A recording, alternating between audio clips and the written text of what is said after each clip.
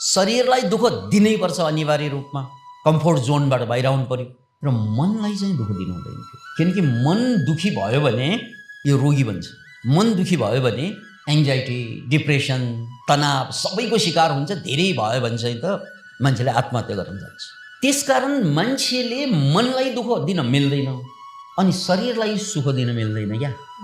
अब हामी के गरिरहेका छौँ, मनलाई दिनुसम्म दुःख दिन्छौँ, मनलाई दिनुसम्म दुःख दिन्छौँ अनि शरीरलाई दिनसम्म सुख दिन्छौँ। विनाशकाले विपरीत बुद्धि भनेको त्यही हो।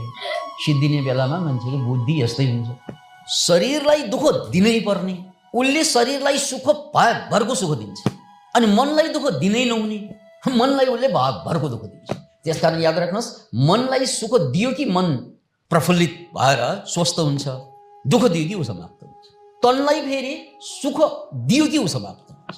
धेरैपल्ट दिएको उदाहरण सुन्नु।